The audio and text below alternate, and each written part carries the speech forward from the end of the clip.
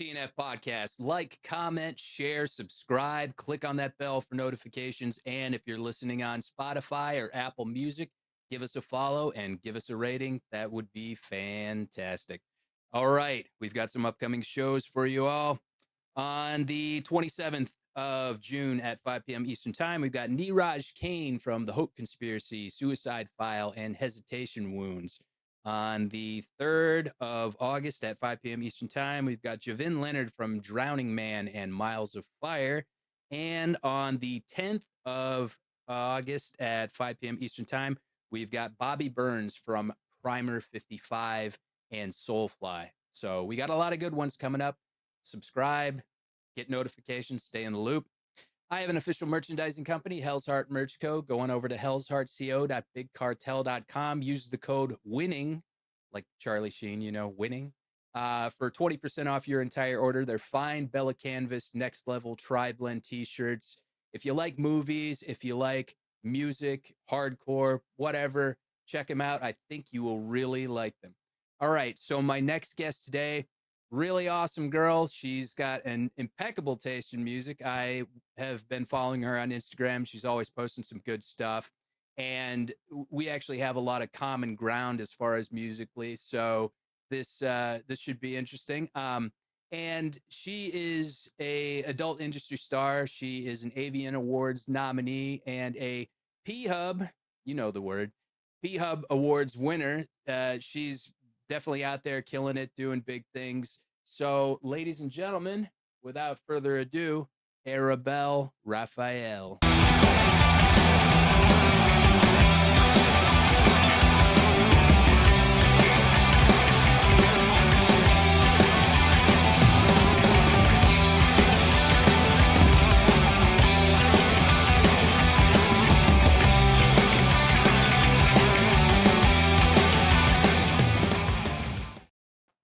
Thank you so much for being here, Arabelle.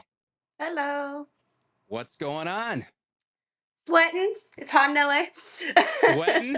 Sweating. Yeah, but you guys got the dry heat. You're blessed there. It's true. It's not humidity. Though my hair does better in the humidity than it does Hello? dry heat. Can you Oh, hear you me? broke up for a second. Yeah, you broke up for a second. Yeah. It's a dry heat, man, like Hudson says in Aliens, I haven't seen that movie in so long. I have no idea what part you're referring to. Oh, one of the guys goes in there and he goes, "It's hot as hell in here." And he goes, "Yeah, but it's a dry heat, man." And he goes, "Knock it off, Hudson."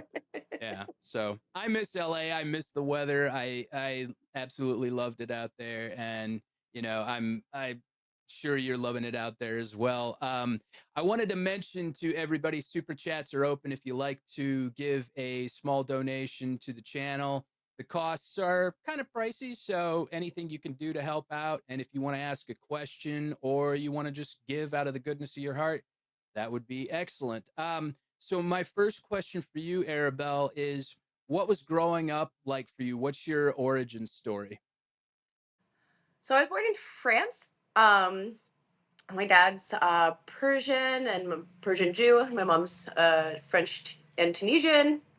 We left for the US when I was like 5. So I grew up in the Bay Area, which is a great place for like music scene stuff, especially. So many bands come out of there. Um, and then I'm a bad kid. I got into a lot of trouble. No. No. Um, and yeah, I went on a lot of adventures, hung out with a lot of weirdos. And then I guess instead of was on like trying to decide if I was like marrying this biker or gonna join the adult industry, and I chose that. Which I like looking back, I'm like, oh my God, thank God. Well, you could have done both conceivably, Oh no? no.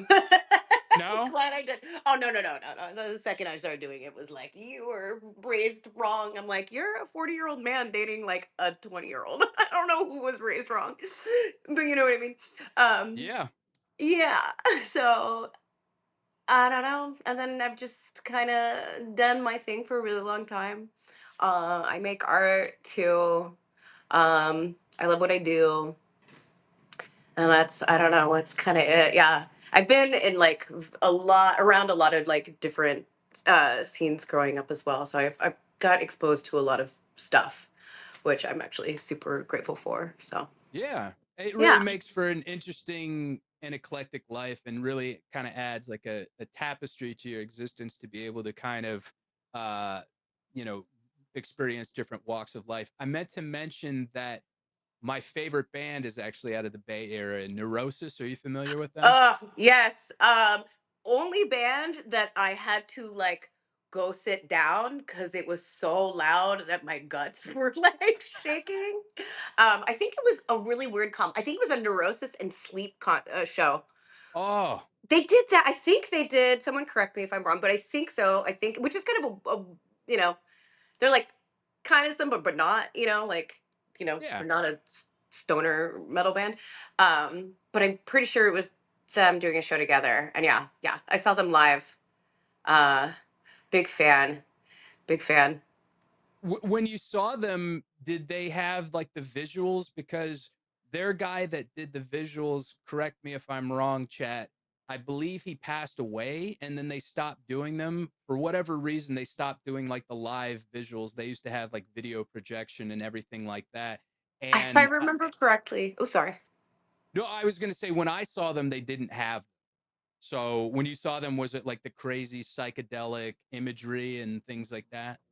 I think so. So this has to be a little less, but almost a decade ago.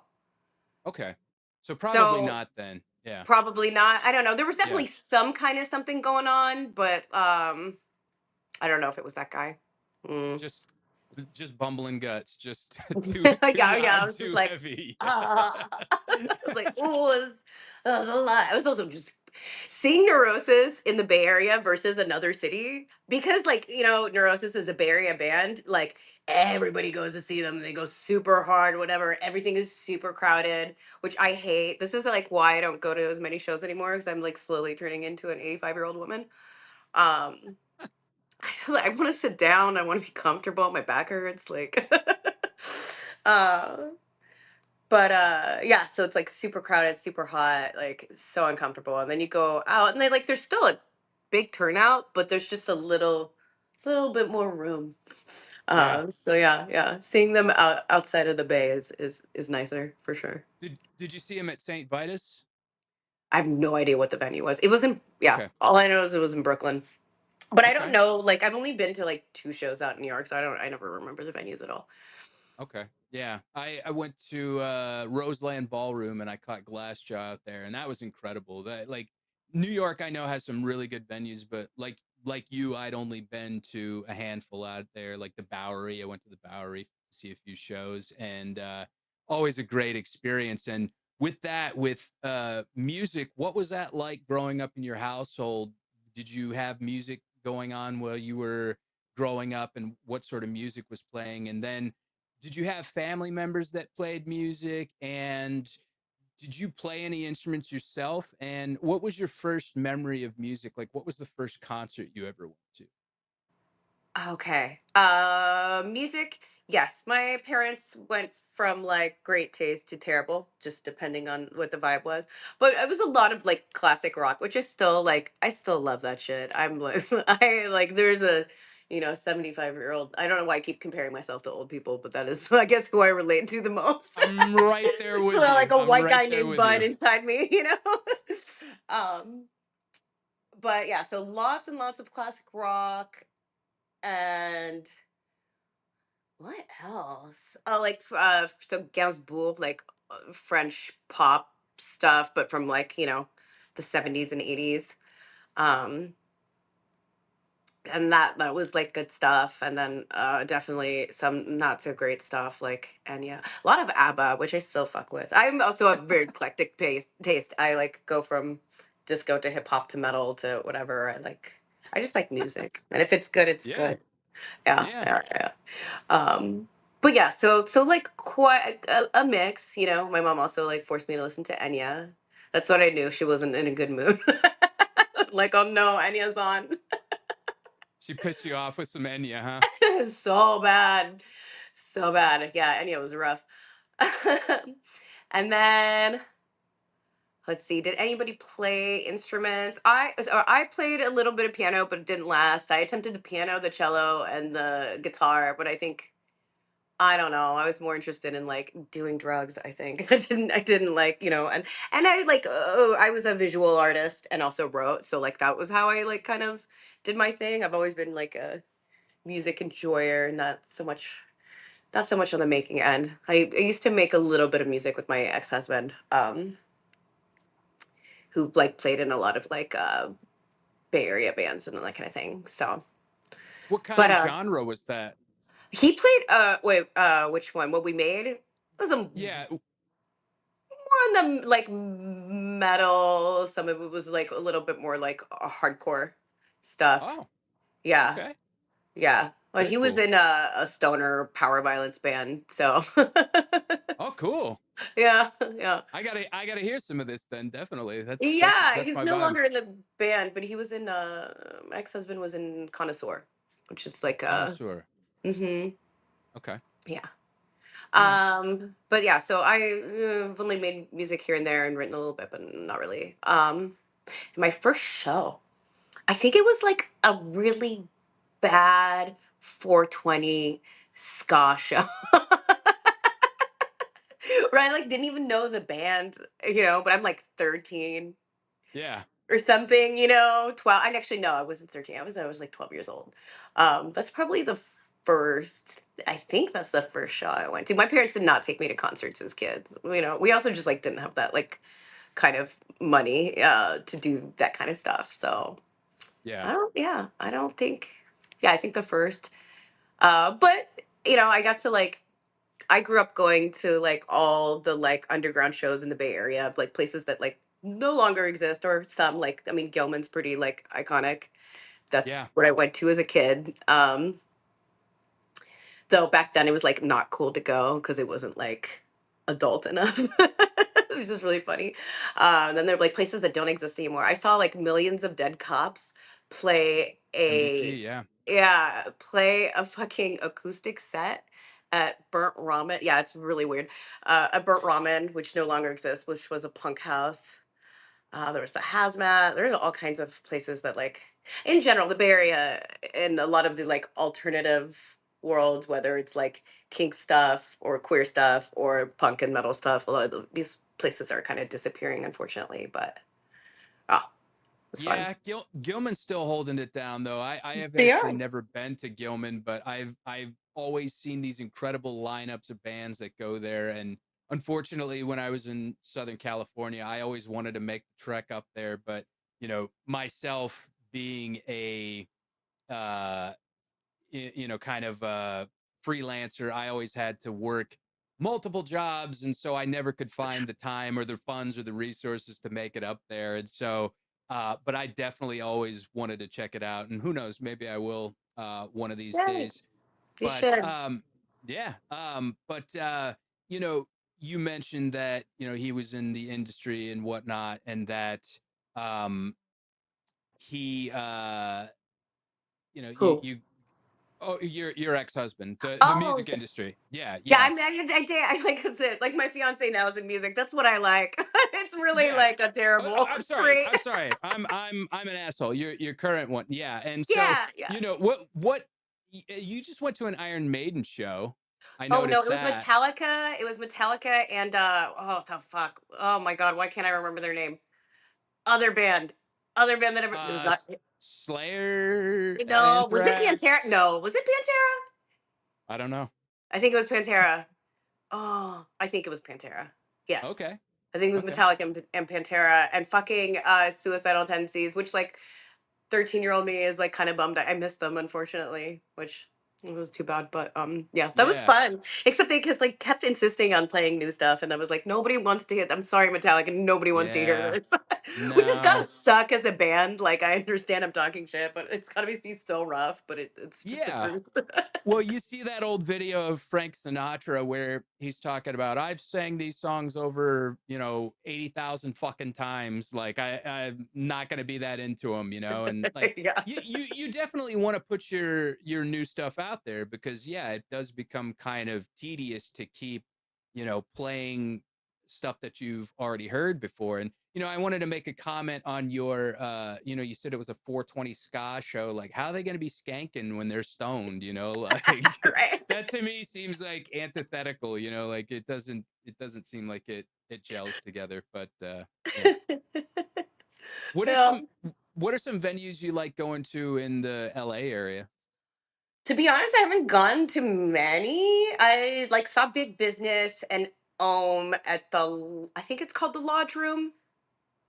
I think so. It's a like old Okay. Masonic building. It's kind of cool, you know. Oh, nice.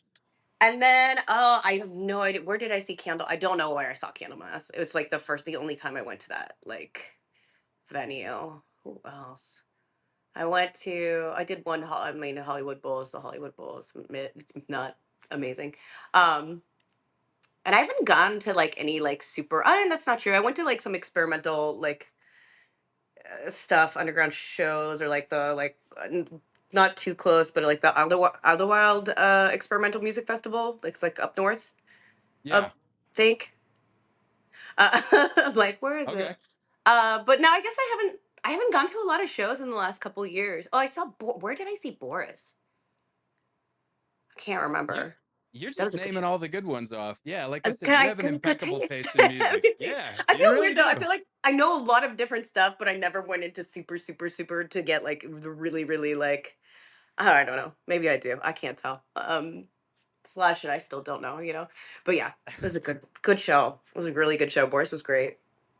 And we talked a little bit off camera. Like, we have some mutual friends, and a few of them actually are in the industry, and this individual liked Sleep, and I was like, whoa, like that kind of came from left field. And do you feel like that is pretty commonplace in the adult industry, like performers that actually have like really good music taste, or do you ever encounter some girls that are just like, oh, she just likes like basic trash?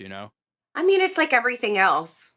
you know so like like any other work environment, you have people who have good taste and you have people who like garbage. But there's like some nerds out there, some music nerds out there. And then there's a couple musicians. I can think of like Chad Alva. Like, he's played in like, what was it, like metalcore, which I don't really know that genre very well. He's played in other all kinds of other bands. What was it? Dead to Fall? I don't know. I have no idea. It was with Chris. Okay. Oh, what was his name? I don't remember his full last name. It's Chris Z. But he was also a performer at some point that used to go by Danny Wild. But they had a band together. He still makes music. So you have also people who are musicians. There's like Queenie Satine, where she makes like pop music, but I think she makes great pop I'm music. familiar. Yeah. Yeah. Okay. Yeah. So she's made music for fucking years. Um, so there's some people who really know their stuff, and but yeah, it's like anything else. There's also people who like Justin Bieber, so wide range. Oh. Yeah, absolutely. Yeah, it really kind of surprised me to hear kind of their musical influences, because I'm like, oh wow, you like this? I can't believe this. I like this. Like it's crazy. The kind of um like the crossover, to be able to, like, because you see some of these stars, like, and they're larger than life, and then you're able to kind of connect on that level, and it's like, oh wow, this, I never would have thought that, never would have thought that you would be into this band. I think when people look at us, they kind of forget that and then I don't mean this in a like any shitty way, but I think they forget that we're like just people too, Yeah. right? So that we have like interests and we have like personality and we had like scenes. Like, one of my best friends, she's retired from porn, but like Tori Lux, like heavily into like the metal and punk scene too, and like that's where we grew up. Yeah. But yeah, I think so. They kind of forget that we're people with interests and whatever. So like, one, they're like kind of shocked. They're like, oh, we have shit in common, which I like. That's how I like to, like, I purposefully share my interests to connect with my audience, and also because it's like it's fun for me. Yeah. um you know uh And then I think people, it's really funny because once in a while there'll be someone who'll be like, "Oh wow, just like pretending you like this for views." I'm like, bro, if I wanted to do that, I'd pretend I was into video games. That would like make me so much more money, than like Yeah, talking about like fucking metal bands. You know what I mean? yeah, So yeah, they just y- assume sometimes if we do show interest that it's like not real, like yeah. which is funny. I went with some friends to the Ren Fair and someone was like, Ren Fair used to be a bunch of nerds. Now it's just a web promotion. I'm like, I went with my friends. Like, calm down. That's But yeah. funny. And you mentioned Tori Lux. I know she's a fan of Neurosis, like, Yeah, which is yeah. pretty fucking cool. And with kind of being in the industry, I'm always curious as to people, because you had mentioned on your Instagram story that you didn't receive, it wasn't like a traumatic thing that kind of drove you into that you've always just been kind of like a highly sensual person. So like, what kind of prompted you into that? And if you weren't doing that, what would you see yourself doing? Would it be something in music? No, I mean, I think the idea of like the trauma thing is like just really played out. Also, like, who doesn't have trauma? I mean, I guess some people don't, but most of us do. So this idea that it's like just us is like kind of crazy. Um, it's kind of like when people like are like, "Oh, there's a lot of drugs in the industry," and I was like, "Have you met people in the restaurant industry? You want to talk about Oh drugs?" yeah. Like, yeah, some massive cokeheads. So, Yeah. so it's just like it's people have this idea of like, "Oh, this is just a thing here," and I'm like, "This is like out of the fucking world," and we're not like we're the same as everybody else, right? Yeah. But what I mean, so I wanted to be a suicide girl when I first started, and I got rejected. What? Yeah, which is kind of funny now because I'm like, they're whatever. I'm not gonna talk shit. Okay. But way better off. Yeah. But that's what I like first tried to do, and then I was like doing like modeling and art modeling and all kinds of stuff, either for painters or like fetish modeling, and I just became more and more like interested in making more explicit material and I started doing it through images, and then I started just applying to sites, and I had my first experience, and it definitely just kind of blew my life up. I was very naive to how stigmatized the work is. Like I really, because I thought we were like, I grew up in the Bay, we're freaks, we're punks, we're what like we were weird. Right. So I didn't think it would be so off-putting for people, or it would really just like make me like an outcast amongst the outcasts. Um, but it really did. Until I lost my then boyfriend, which like I'm so grateful for. I lost also where I lived. I had a lot of friends that stopped talking to me, and I was working with kids at the time as like my full time, and I was just like, okay, this is I'm gonna at some point someone is going to like this is gonna be a problem. If I'm like naked on the internet at some point, some parent's gonna get really angry. Um, so I just kind of was like, all right, I guess I'm just gonna go full in. And it's been a wild and magical and sometimes terrible and now pretty magical ride. Like Yeah. I feel a really nuanced take on the work. I think there's a lot of cool things. There's some dark things. It's almost like everything else. But I'm I'm grateful. I'm grateful I did it.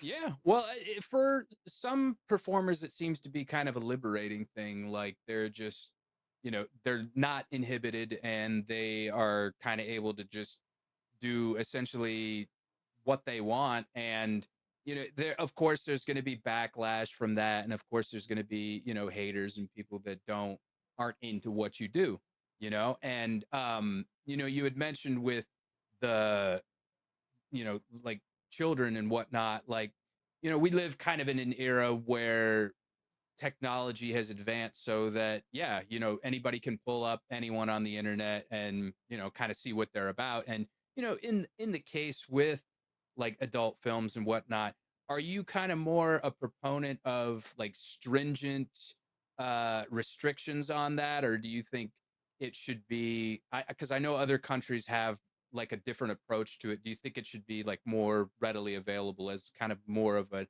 exercise of, I guess you could say, free speech? I mean, I think we have censorship problems. The way we go about it doesn't really work. I don't think the systems that people are trying to set in place, and it's happening all over, and including in Europe, it's happening too. Um, like the age verification stuff where you have to submit your ID. Like, uh, first of all, having your ID linked to your porn preferences. Imagine like a leak, you know. I don't Yeah. think that you should have to give that up. I also think, like, I don't think kids should, be seeing hardcore porn. But I also think that, like, you shouldn't let your kids unattended on the internet, and from a lot of different reasons, like from, oh, I'm sorry, I said the word, from adult content. Um, Yeah. to like getting like radicalized by some extreme whatever the fuck, YouTuber or whatever, or like, I there's so many like realms, or like pro ana websites, which is like, I don't know, this like eating disorder like content that, like, there's so much dark or just stuff that's just not appropriate for children on the Sure. internet, that, like, honestly, like, if we try to censor everything, like, it's always going to come up, and you'd be wiping everything away. Like, you should just, like, honestly, the best you can do is actually Be a monitor. parent. I don't think kids should I don't think kids should have phones.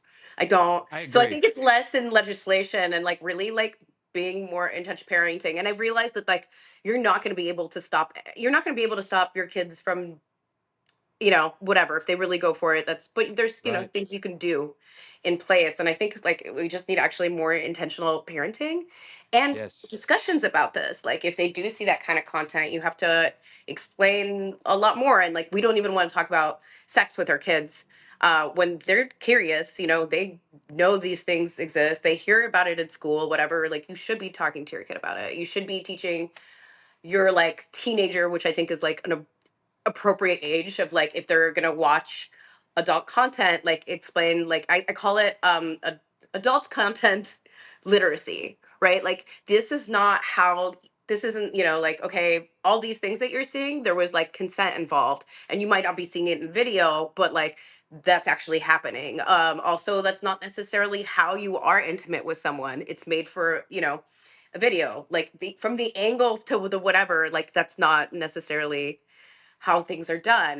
The expectations, I mean, if they're looking at, like, I think so many guys watch adult content, they're like, oh, like, they look at like their anatomy, and they're like, oh, I'm like a failure. And you're like, actually, like, most guys aren't packing that. Like, you're not. It's like, actually, you're actually probably like very like average, right? Like, there's so many different Right. things that, so I think there's a lot more conversations and actually like monitoring what your kids are doing.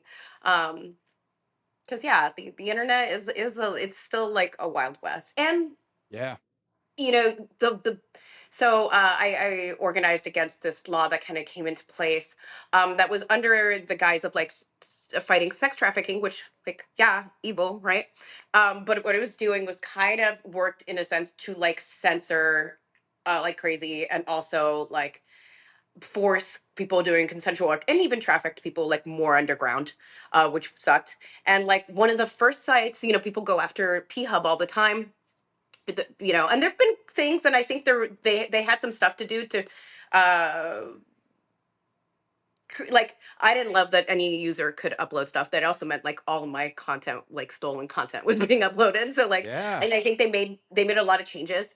But, like, the biggest place that you're gonna see, let's say, content of underage kids, that you can find, the number one site for that is freaking Facebook. So, like, while they go and attack adult sites, the biggest proponent, like, anytime you have user generated and DMs and whatever, like, these things exist. So, like, I think the way we were trying to go about, like, getting rid of that stuff is not really working, if that makes sense. And I Yeah. think if we spent our time working on, like, child safety stuff and poverty, because that also, like, happens a lot more to, like, impoverished kids.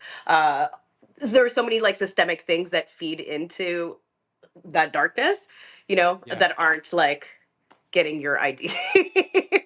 What's Yeah. going on, I guess. And, Yeah. and I'm with you. I think that parents should be parents. Like my children will never have a smartphone, never, because there's no reason to. Like everybody's like, well, they have to do it for this and that. No, you can get a flip phone. Yeah, I Like get a they flip still phone. exist. Like the only thing you need to do is text and call me. Like that's all you need to do. And if you have a computer, like there'll be whatever on there, like Surfshark or whatever, one of those, Yeah. Because they have programs those like too. that. Those programs do this. Right. Yeah. No, absolutely. And I'm actually glad to hear that, like, there are people out there, within the industry. I know that Cherie DeVille is actually kind of a proponent of that as well. Hmm. Like, yeah, because I've seen her do like little intro videos where, um, I don't know, she's kind of like on board with more, I don't want to say censorship because that's kind of a dirty word, but like Yeah, not more. really censorship, but like literally like just watching your kids. Like, I don't Yeah. know. Yeah. Yeah. No, I- that's great.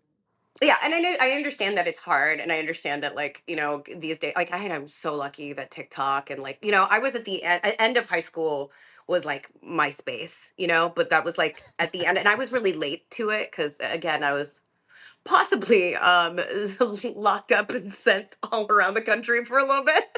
So I didn't get to do a lot of things that people were doing. So I was really late. I think I didn't get a MySpace until I was like 17. Oh, Um, wow.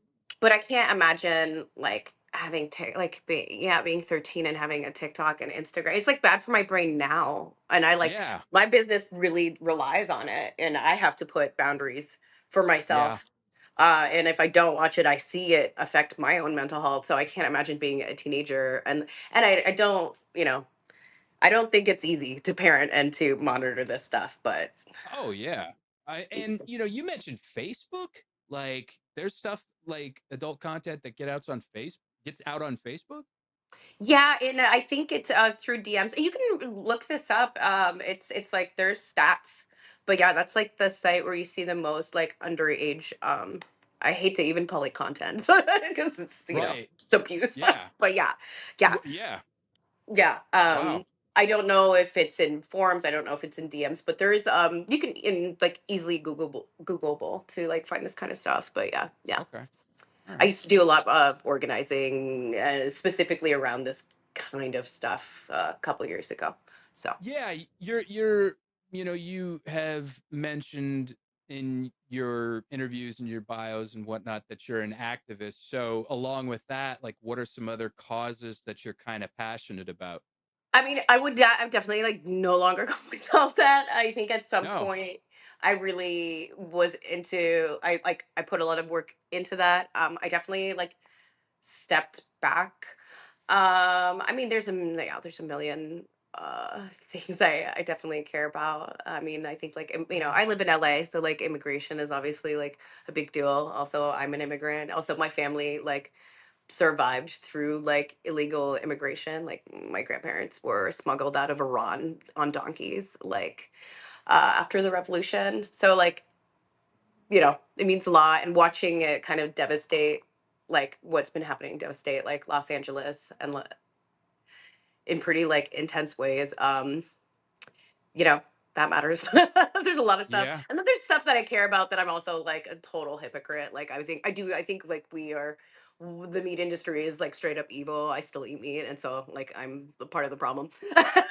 You know what I mean? But like it Right. is like literally like enslaving animals. The way we do it is funky. I think I would have a Yeah. different Yeah. And really yeah. yeah, Yeah. I mean, with Iran, am I pronouncing it right? Iran, or is it Iran, or It's is there Iran. a I mean, it's proper whoever Iran? Okay. yeah. Yeah. It's whatever region of the country you're from, probably. It's interesting because you look at older pictures back in the 70s before Khomeini took power, and like the women are wearing jeans and just, normal shirts, hair not covered and stuff. And then you transition into the early 80s and it's, Sharia law, and it's like incredibly restrictive upon women and whatnot. And Women, so, religious minorities, being the wrong kind of Muslim is a thing. Like it's yeah, it's it's really it's sad what has kind of happened to that country. And there've been many attempts at revolution, and unfortunately they haven't panned out. They haven't succeeded. How Yeah. did you feel about whenever, they sent in the stealth bombers to take out the nuclear facilities? Because I noticed this interesting uh, super cut of videos of Netanyahu where it's like, oh, they're so close to developing nuclear power. And this was back in like 1996. And it's like, oh, they're so close. And then here it is in 2025. And I'm like, what's really going on here? Like, was that like a front? Was that like was that, or was that like an impending threat? Was that something that was actually going on there? Is that actually something going on? I have no idea. I think a lot of Iranis had really mixed have had really like conflicting and like complicated feelings about what was going on. I sure did, and everybody that I talked to were like, want this regime to fall, also don't want civilians to die, Right. and don't want a war because, and also like there's the fear of like, okay, um, would the U.S. coming in make it worse? Or like you can look at like places like Afghanistan or whatever, or would it be better? I don't know. So like I think a lot of us were like, well, we don't want people to die. We want this regime to fall. And we don't know what's gonna happen. That like got nipped in the butt really fast though. So Right. uh Yeah. yeah. You can't exactly vote it out in that country. Huh? You can't exactly vote out whatever powers No. that be are in that country. Yeah. It's unfortunate for No. sure. Which is yeah, too bad. We're like what great cool culture, and luckily I live in LA, so there's like a large, I mean it's the largest population of Persians outside of Iran, so Yeah. Yeah. I get Um, a lot of it, it, that. do you still have family members over there? Now No. we're Iranian Jews, which is you you can live there. There are Iranian Jews that have stayed, but you do have a second, you have different rights, um and it's not the best place. My dad's a like a refugee, so like um I'm nervous about even visiting, which is really too bad. um so yeah. No one stayed, no Yeah. one stayed there. Okay.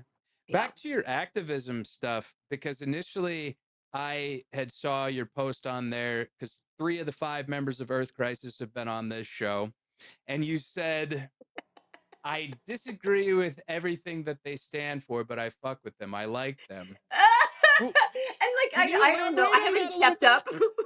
I have not Okay. kept up with like their ideas, but okay. There's a couple of things going on that I was like, Okay. the what self righteousness is like much for me in the music. Their take on drug use, and drug users, I am like very against. All for like animal liberation. And I guess a lot of the way they talk about stuff uses a lot of like Holocaust like language that if you Mm, pay attention to it, you're just like, oh, this feels like really intense. In that way. And so that's what I feel critique of. They also like are just like really good at what they do. yeah. Yeah, I Yeah. don't know what the hell they felt about that. So it was like, I obviously was being like a little extra with it, but like, Well, yeah, like I do have a lot of critiques on like the messages they've put out. I think they used to have, but it's been debunked. They were like, I think not for abortion, but that's like changed, or maybe that was not. I don't really know what that is was. Um, I'm not really sure what their stance is on abortion, but I know that they've come under fire for being, I don't know, I can't speak for the rest of the band, but I know Carl is a pretty staunch Second Amendment advocate, and a lot of people don't necessarily agree with that.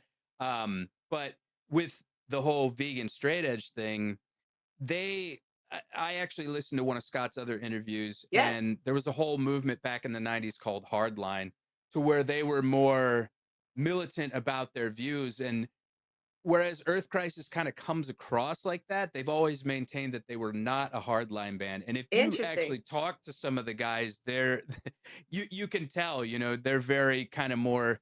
tolerant and accepting of people that do have, kind of different viewpoints. And, with veganism and straight edge, I was vegan for over a decade. I'm only vegetarian now, and I'm not straight edge, but I think that those are some of the most positive things that you can do in your entire life, is to maintain a drug-free lifestyle and a compassionate towards animals. And I'm totally on board with you with the animal advocacy, because the way that we get meat in this country is disgusting. It's It's, evil. yeah, it's so, Drugs saved my life. Like it was also like a hard thing, but like I'm a big proponent of like psychedelic therapy.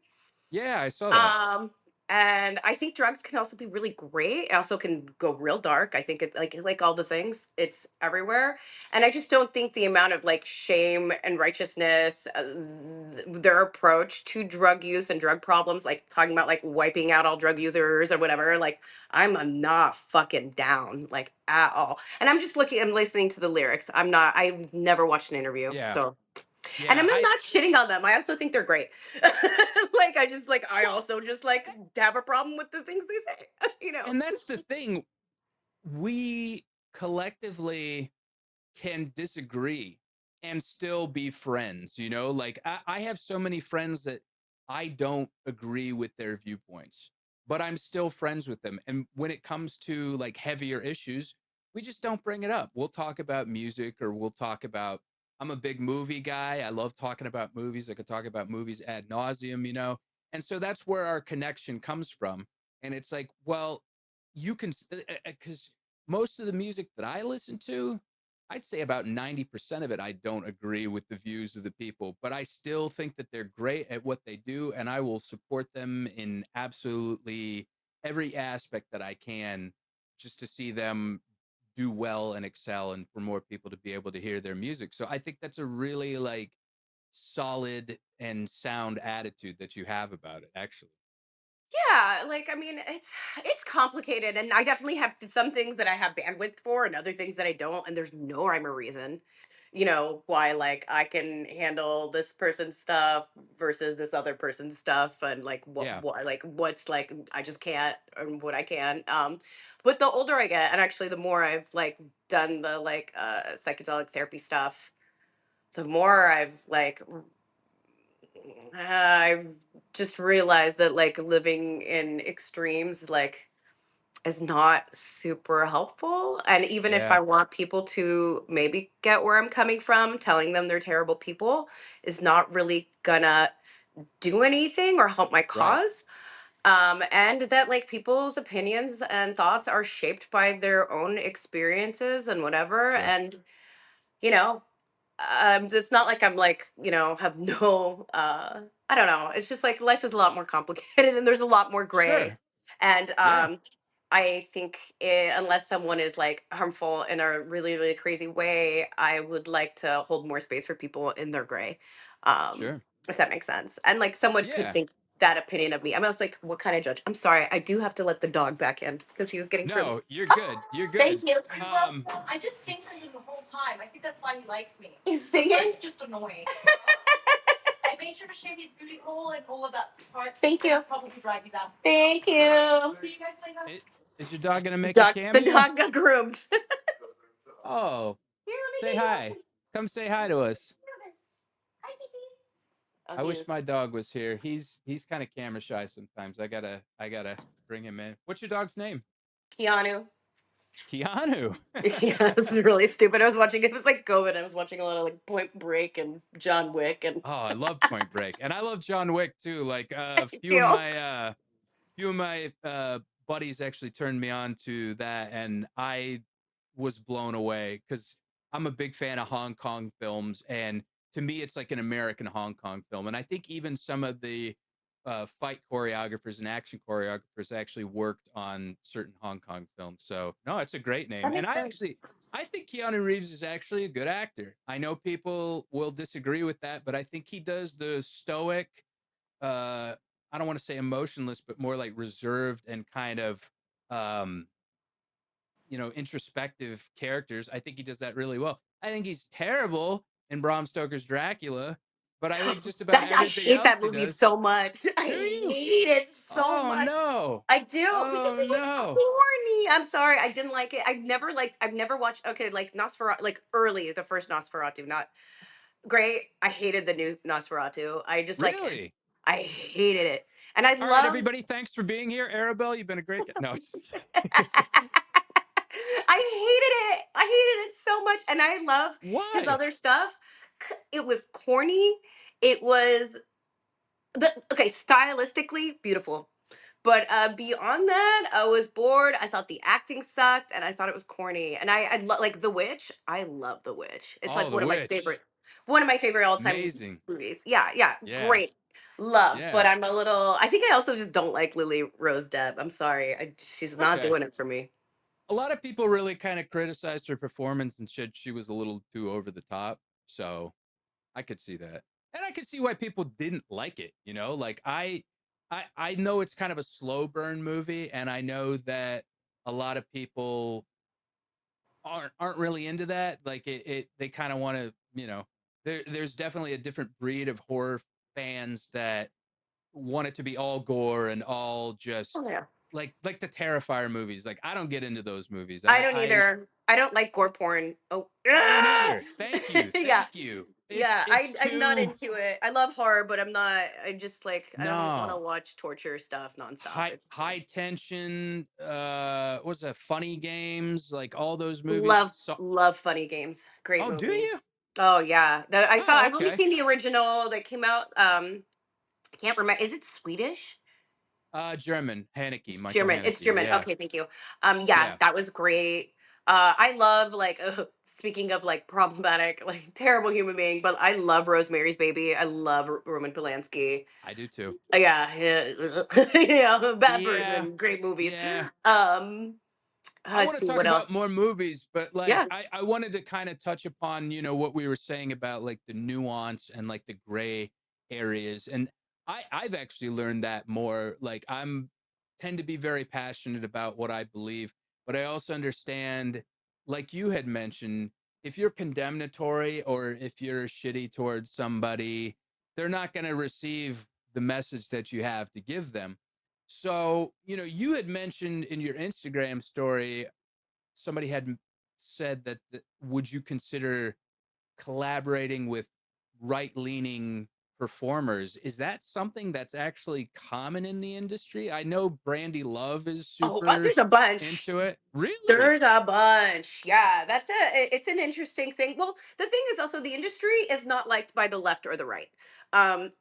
I think leftists are more tolerant, but like if you look back, it's like a bipartisan like hatred. Both Yeah. Democrats and Republicans have attacked the industry.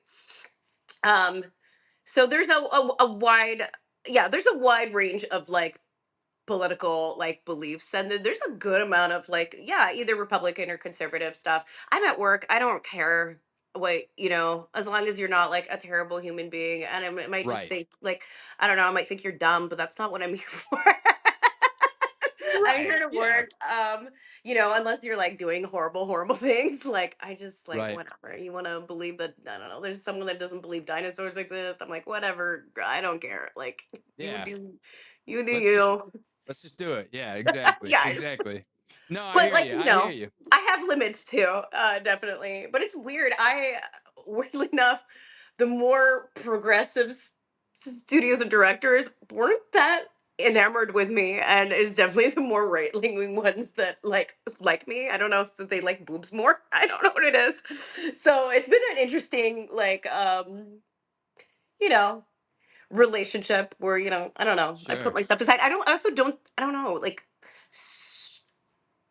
again, there's this like intense divide in our country right now, and like I think everybody is like hardcore like dehumanizing each other, and I get it. Like what you're seeing is upsetting, and if you believe whatever you believe, you see this stuff, you're upset, and I get that. But I really don't think anything good will happen if we continue Name to. name calling and just being condemnatory. Yeah, I don't think is going to solve any problems at all. There's whole No. studios that are like right leaning. I mean, I wouldn't say whole studios, but like directors and producers. Yeah, yeah, yeah, yeah. Okay. Very much What is so.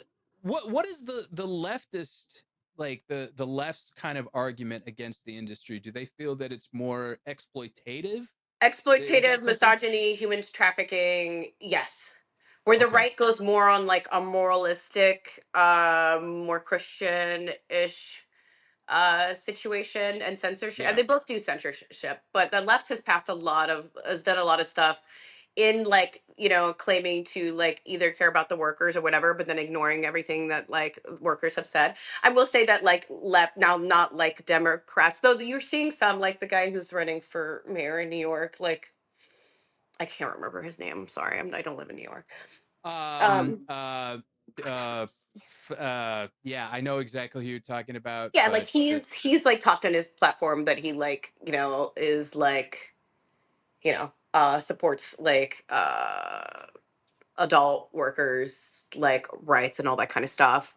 So there, there's a little bit more of that in the left, and that's like newer and newer. Um, so there's more, I think, acceptance, and I think people more on the left are like more accepting, kind of, but like I don't know. Yeah, okay. yeah, All right, interesting. Wow, yeah. learn something new every day. Because like I know like Brandy Love will get out there like with a MAGA hat and stuff Oh like yeah. that. And I'm like, wow. I mean, she kind of to me kind of transcends politics just because she's popular and because she's attractive, and like. But I can only imagine like, does she get a lot of backlash from other performers because of that? Do I think that there's some perform? I mean, performers are allowed to choose who they want to shoot with, and there's definitely like there's performers I won't shoot with where I'm just like, ooh, okay, this is so hateful. Like I would never touch you. Like, and that's the thing. I'm like, I'm open to it, but I'm not open to like complete like Sure. garbage. And I know like, people on the opposite spectrum are like anybody who's lean this way like is whatever, but it's less extreme than you think for a lot of folks. But yeah, Sure. like there's like people that I'm just like, yeah, no. Okay. I don't know. I don't even think she like does a bunch of studio stuff anymore. So I don't know her personally, so I don't really know what her gig is. But I think there's like probably a couple here and there where like they won't work with each other for that kind of stuff and vice versa. But Yeah. like for the most part, people are like there to work, especially if you're a student. I think it's different for like people who are making their own content, but like people who are doing studio stuff, you're not picking unless you're like maybe the handful of like the top like highest paid like contract star people. You're not picking who you're working with, and you can Right. have a no list, but it can't be gigantic because then you're never going to work. It's not gonna um work. Yeah. yeah, exactly. And so and I think a lot of people in a lot in a lot of other jobs, you have to interact with people who have different beliefs and whatever, and you just Exactly. that make it work. I don't think people like Yeah. person at Starbucks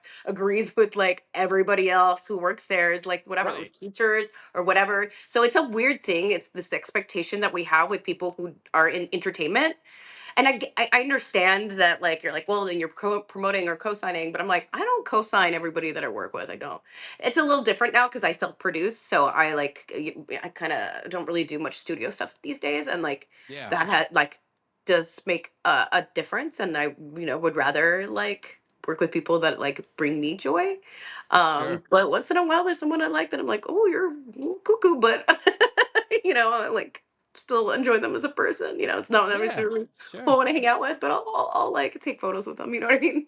Yeah. Yeah. Yeah. With um, back to kind of the psychedelics and whatnot. Is that like psilocybin mushrooms, like microdosing?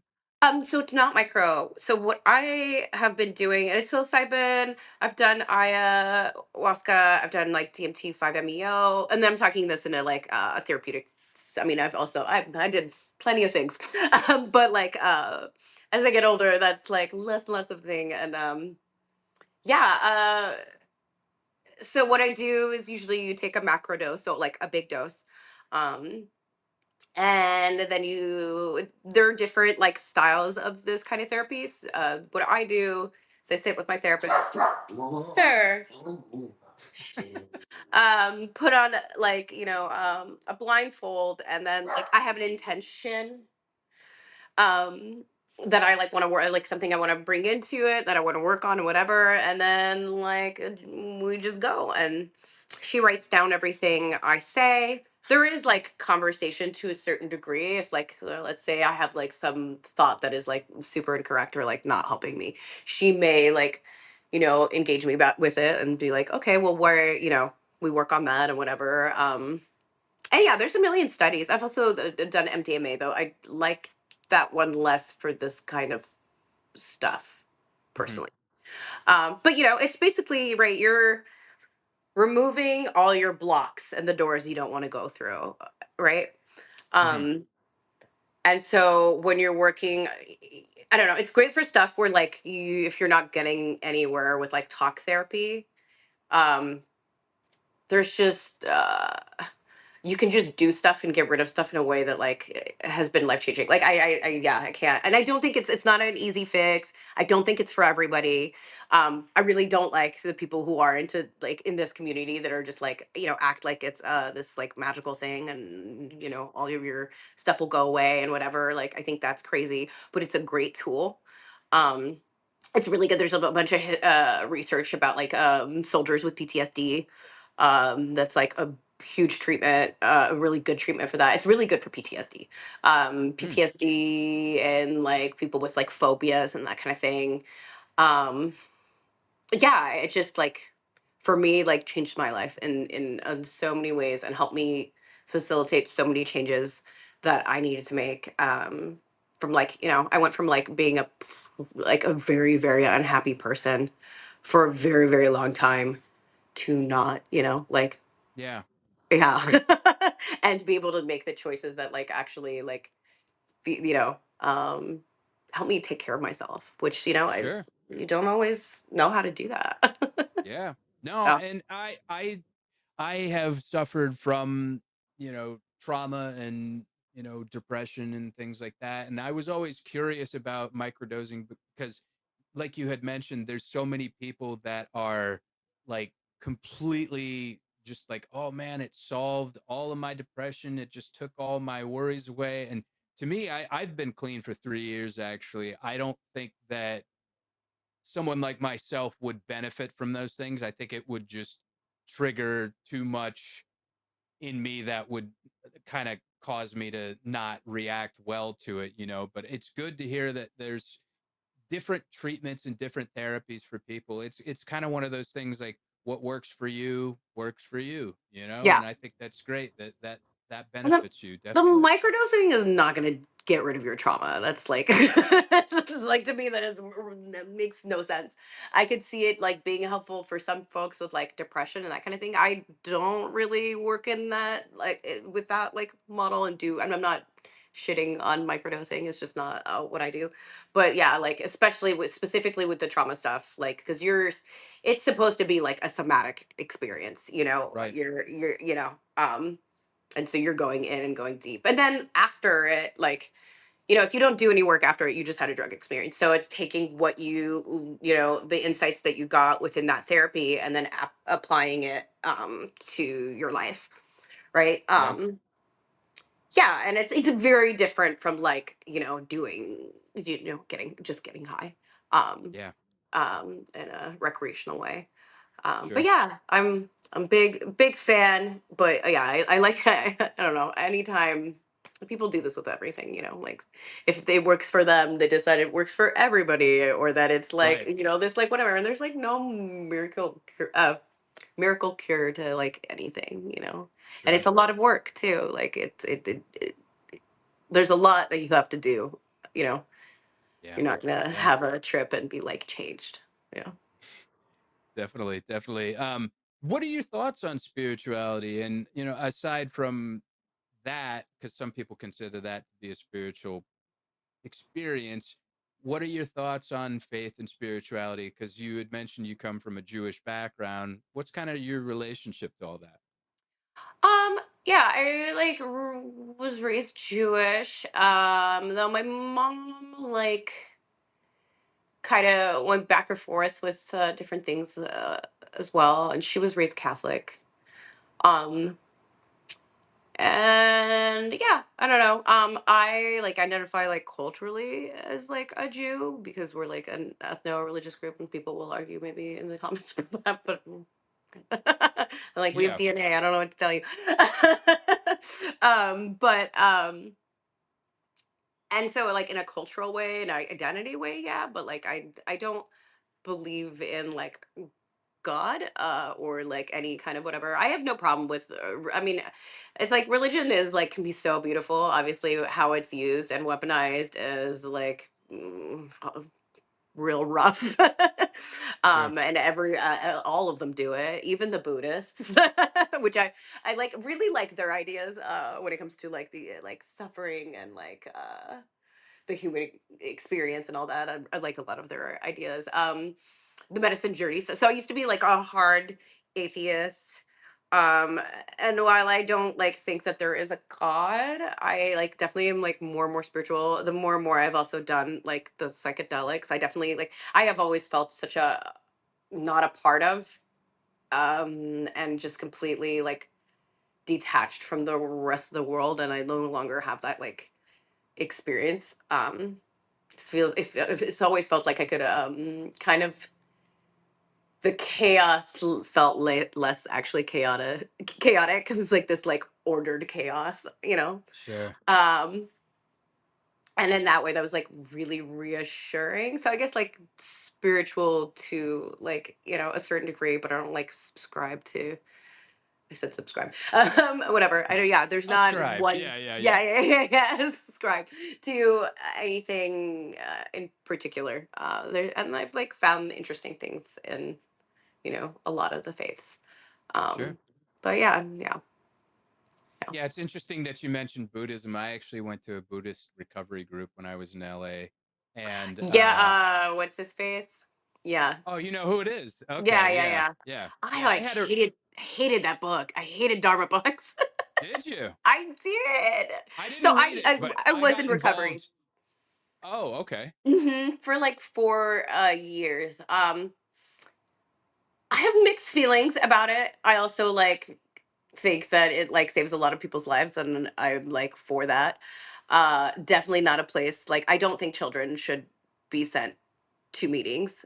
I think yeah. And that's like I don't need to go super deep in that, but you can kind of Sure. I don't think it's an Yeah. appropriate place for children.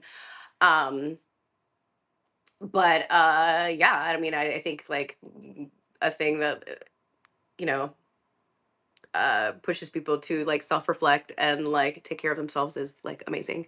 But yeah, Yeah. yeah, I was in the program for 4 years as a mostly as a teenager. Yeah. In that program in Not that one. No, I was in the Bay okay. Area. I was in Narcotics Anonymous for four Okay. years. Mm-hmm. Okay. All right. Yeah, Yeah. I well, it's interesting that you mentioned the Buddhist thing because I really got a lot of benefit from the recovery program. I got through it through a girl I was dating at the time who was actually in the industry, the Oh, adult cute. industry. And I went for a year and it was really beneficial to me. But you know that quote, hell is other people? Like just some of the people that were involved in the group just constantly tried to sabotage and undermine me. And so for that reason, I kind of detached myself from it. And it's like, dude, like you're trying to continue on your path of sobriety and you should be, you know, trying to do things that are ensuring that others will do that as well. And when you're trying to throw a cog in somebody else's machine, like where's the spirituality in that? Where's the like you should be trying to like help people. And anyway, I encountered a few of those types and it was just absolutely disastrous. And I relapsed as a result of that. I Yeah. I left the program and I'm like just fuck with your own shit and don't like try to like get up in my lane and stuff, you know what I'm saying? It's hard because whenever you get a group of people together, they're gonna people, and then when you get a group of people who are like Yeah. fucked up, even if they're That trying to and help that too. themselves, like Right. it's like an even a bigger. But you see this in like activist spaces. That's a big reason why I'm like I don't I really it's not like not my world anymore. Although my biggest cause, real quick, this is a side note, Sure. is like class consciousness because I think that you can be part of any like identity or whatever, but like money changes everything, even as like my experiences as like adult worker poor versus like now are like night and day. And I think it's the same thing if like black folks, I think like women, like the money changes everything. And I think Oh, that is sure. the biggest and most important thing people should focus. Okay, going back to that though.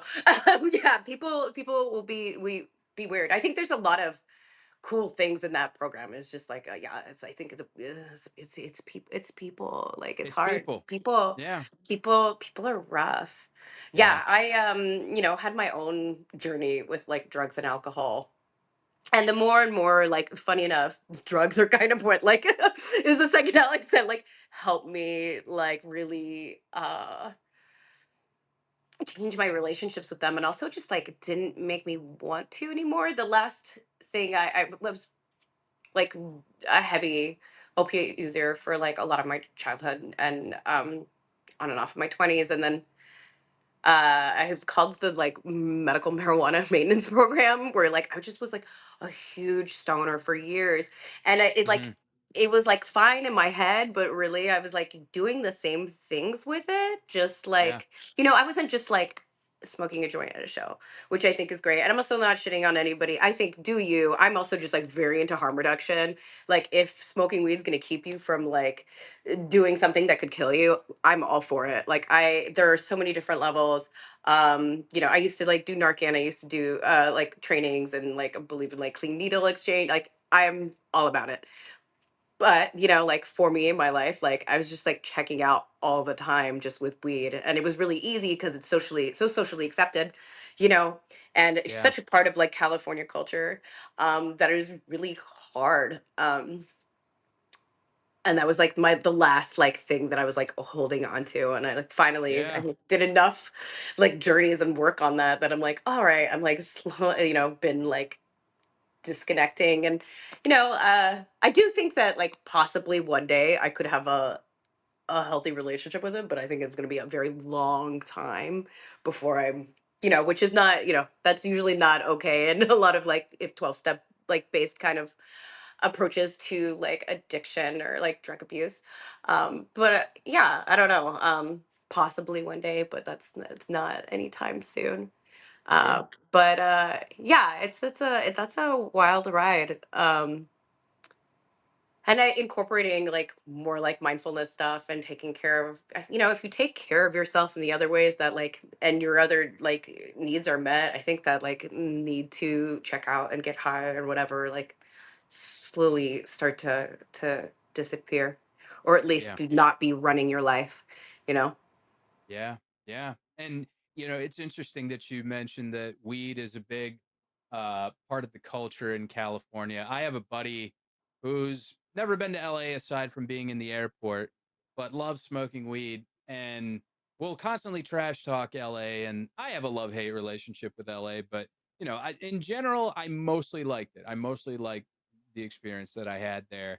And I was like, he smokes pot. I'm like, dude, you would love LA. I was like, you would love it. I said, you would love it. You could go and get, um, Captain Crunch flavored weed and gummies and like right down the street. And, Oh the yeah, weather's smoking amazing. down And the walking down in the park. You're like, yeah, it's exactly. Oh, huge. I, Yeah, I was yeah. like Big Lebowski out there, just like walking around in my bathrobe and just, boom. It's such a, like a very detached, like cavalier attitude out there. And I think that, the weed kind of helps to kind of enhance that. I mean, the last, I was moved away like 3 years ago almost. I just, and like you had said, I felt checked out and I felt like I wasn't getting a lot accomplished because I was a big indica user and I would Oh just yeah. just like melt into the floor and just, not be productive or do anything, and um so I think that that was kind of a detriment. I think that was definitely not the best course of action for me. But like you mentioned, if it prevents you from doing something that is, you know, not, if it prevents you from doing something harmful, then that's good. I know people that really thrive and flourish on weed. It always amazes me to see like Fortune 500 company CEOs that are like regular habitual marijuana users. I'm like, how? I don't understand. I can't. Yeah. Like, I No, I personally get can't, you know? so much dumber, and so whatever. And like, yeah, I think it can be really beautiful and great in a lot of ways. But yeah, I'm just like, I was like, oh, what I'm doing is like not serving me. Right, you know? right. Yeah, Yeah, absolutely. yeah. What's the biggest challenge about being in your industry, like off camera? Not necessarily like what you have to go through while performing, but like, you know, behind the scenes on a day off. I think there's like two things that I can think of. One, I mean, it's social, it's like stigma, and like we do like face like banking discrimination. Like I've had my bank accounts shut down, and that kind of Whoa. thing. It's yeah. It's wild, because I was getting checks from OF. How can they do that though? Just out of curiosity, because I've heard this about several performers Oh yeah, before. Like, what? How can they legally do that? Like, what's because their they're allowed to. They're justification? allowed to decide that you're not. They can do that at any time. And I think someone at a bank actually explained this to me, and I don't know if it's true. I'd have to actually look into it to just to confirm. But he claimed that it was because it was not federally legal. So because it's not, because like right, it's not, it's state uh per state, like to actually make it is like it's only like, I think it's like 4 or 5, maybe less. I don't know. I have to look it up. But to actually like make adult content, like there's not that many states in the United States where you actually legally are allowed to. Which, Okay. so he was saying because it's not a federally legal thing, like banks don't want to. It's considered a high risk. It's very much like weed businesses have a really hard time with banking as well, even though it's Yeah. legalized in California. Um, so that's the thing. And I think just like just social stigma, social stigma. I think, getting, I think anytime you're a public person, people, on the internet treat you like terribly, period. But it's a special level of like intense hatred and harassment. I think when you Well, do because the they work. have the power in that situation. They're like, oh yeah, I'm in the bank. Oh, you think you're some sort of big shot? Well, guess what? You're not going to get an account. Oh yeah, no, It's no. like a I even power mean move. just like being online, like right. I think when anytime you're uh in the public, people are going to shit on you. Of But if you course. don't have a good, like, healthy separation with like comments and yourself, I think it can be really like intense on people's mental health. Because you, I mean, you're literally being told you're like a worthless person and not human, like all the time, right? Like, and that, like I'm if you don't, sure. oh yeah. And so like if you don't have like a good like disconnect from those, like it can take a toll. Or like you gain or lose weight, there's a comment every time, or whatever, any insecurity you might have, like people will talk about it, right? Yeah. So I think that's hard. And that, and like, social stuff, like, going into like, I mean, every time I go to a show I get recognized each time, and it's fine, but I'm prepared for that, like, and Sure. I'm never really get to completely let go and just like be me, because that's to Yeah. some degree I'm like watched. Um, but it's not the end of the world. That's all, the payoff like for me is great. So I'm I'm definitely not Yeah. complaining. Yeah. Yeah. Another thing is like it's rough on the body. You're, especially like studio stuff, you're working out with like bad form. It's like straight up, Yeah. right?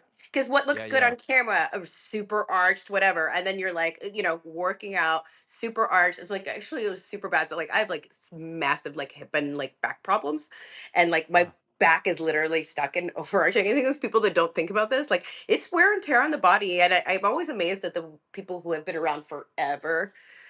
How they like do that, and they must either really care for themselves in a way that like they like go hard with the self-care, with the physical self-care, or they're like just destroying their bodies, and that definitely like exists, and I have watched it too. Sure. Yeah. Especially like I think it's even possibly harder on the men, um because of all the like, not every male performer uses like performance enhancing stuff, but some do, and like if you abuse that to a certain degree, like that will, Fucks you up.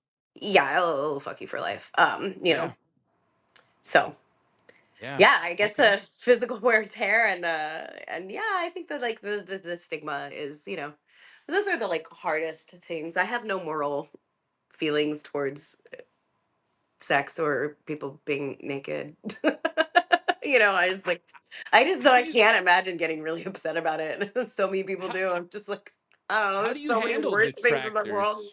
Huh? How do you handle detractors and like negative commenters? Do you ever respond to them, or are you just like, eh? If I'm being smart, no, I don't respond and I just block or whatever or ignore. You know, and once in a while you take the freaking bait and that's like so bad. You don't ever don't look at it. Don't respond.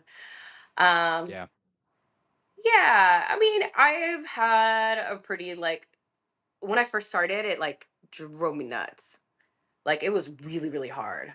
And I was on yeah, Tumblr and people would tell me like, I mean, I dealt with a lot of like racist and anti-Semitic, like specifically things like constantly. I still like, I think the most now is like pretty like regular anti-Semitic comments um on the reg.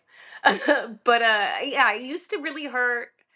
I think at some point, like I just, you know, realized I was like, I don't actually care. Like, I think you realize I'm like, I don't care what this person thinks at all, actually. And like, by what they're saying, I don't like respect their point of view. So like, why is this getting to me, right? Because like, and you've got to be like a special kind of miserable. Because I've been a sad bastard in my life, but I've never like gone and be like, I'm gonna go harass a stranger, you know? yeah, So that darkness, and when you realize that like their lives like have to suck. Like, or they're definitely going through something where that's like right, what they're spending their time doing. When you reframe it like that, you know, it doesn't sting. right. So at this point I don't care. Yeah, I don't care anymore. Okay.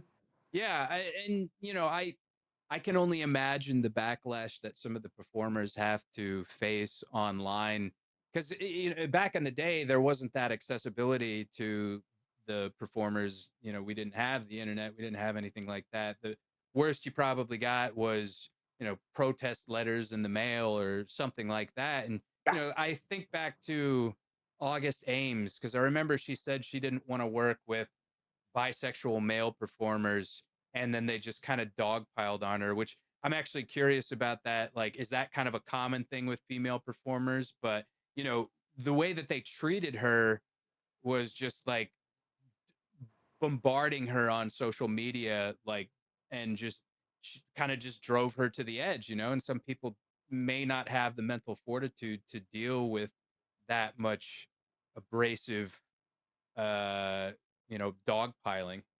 Yeah. I think that particular thing, I think there's always, when that's happening, there's also other things going on, because it can't be that one incident that pushes someone to end their life like that. Yeah, So I think there's already darkness, and that's the thing, you know. They're like, okay, you know, it's kind of the like, you know, the what's the word, it's kind of the last thing that sets you off, right? But like, I think sure. there's stuff. Yeah, I think she, you know, said something ignorant. She's also a baby. She was so young, you know. And I think, you know, it's a thing in the industry. I don't necessarily agree with it, but I think, you know, she said something, and like what happened online was like also not appropriate. And I Yeah, think you don't like go tell people to kill themselves, even if they say something that like I didn't agree with it. I saw it, you know, and it was like, no, that kind of sucks. But like, you know, I don't think that was okay to do either. And it right. is it's a common like beliefs and attitude within the industry. It's getting less and less, but there's like stigma, which I think is a little, yeah, I don't necessarily agree with it. I think we're all tested, and like, you know, I think the way we've handled like HIV specifically is pretty great. Um, but yeah, I mean, do I think someone should have like lost their life over that or gotten hated on like that? No. No, I, no. you know, I didn't know her, but I think there was definitely obviously some other like mental health issues going Stuff on, going right? on. Like that's why that, you know. But yeah, I Yeah, think there's like a poor kid. She's like, yeah, also like there's like 22, 23. I don't know. I've said so many stupid things, you know. yeah, Um oh yeah, it was sad. It was sad. yeah. Yeah. Where do you see yourself in 10 years? Do you see yourself becoming like a Julia Ann or Lisa Ann or somebody like that and just having this longevity, or do you think you'd want to do some other things, or what do you think? I don't know. I kind of always was like, I'll do this until I like really don't want to, I guess. And then also like if I stop making money, right? Like I'm not gonna continue doing this if it's like not working. Sure. Um yeah, I guess that I have less ideas on like that professionally than I do in my own like personal goals. Mhm. But I'd be okay, let's see, I'm like 36, like 46. Sure. I don't think, if it's still working, like it's a pretty nice, like I have a pretty chill gig like at this point. I also like the way I work is a really radically changed. Like Yeah. I do very little studio, almost not. I'm just making my job is like chatting and um taking selfies and making like Instagram reels are probably the most embarrassing one thing I do for a living. Like it's Why like is that? it feels so cringe, but Does whatever. it? I'm also like having fun, Okay. kind of. Sometimes it's fun, but it's like slightly embarrassing, especially when you do a little bit of like the rage bait because it's stupid. Like but I try to at least like if people are hopefully paying attention. There's like a lot of tongue in cheekness to like the things I try to do at least. But yeah, the videos, I liked modeling. I liked just posting a photo. I hate I hate that I have to do short form like social media videos. But here we are. Um with the I times. I feel you though, and you had mentioned earlier in the show that you kind of feel that you're almost too plugged into social media, and I can concur with that, in that if I didn't have this show and I didn't sell t-shirts and I didn't do anything, I would not even be on social media at all. Like it's just, we live in such an era where in order to advance what we're doing professionally and in uh, order for people to get eyes on what we're doing, it's just par for the course. Oh yeah. I remember I was like talking to a tattoo artist, was a friend and someone who's done a lot of work on me. He was like, I just don't want to do it. And I was like, my bro, you're being an old man. I was like, this is like the times. And like, if The way of you, the future. it really is, no matter what you're doing. I mean, I see like real estate, nails, therapist. That one's a little weird to me. The like the Yeah. therapist making content. I'm just like, that's a little weird. Um, Yeah. but like, yeah, and anything, restaurants, chefs, whatever, especially creatives, like, Yeah. Well, yeah, you mentioned MySpace earlier. That was kind of one of the progenitors of it, like you yeah. could go on there and hear so many awesome bands, and you could, friend request on there, and somebody follow you back. And one of my earlier bands, MySpace, got us a lot of traction. We got a lot of shows as a result of that. So it is unfortunate that that's the territory that we kind of have to tread in. And you mentioned with, you are an artist. Like, what sort of mediums do you work in? I'm actually curious about this because I haven't seen anything that you've done, and I think I don't. everybody else would be curious to see it. Yeah, I don't really share it. I've done like here and there an art show under my name, but it's not something I'm like super into sharing yet. Maybe that'll change. I think that's like so much more terrifying than anything else I do. Um, Sharing wise.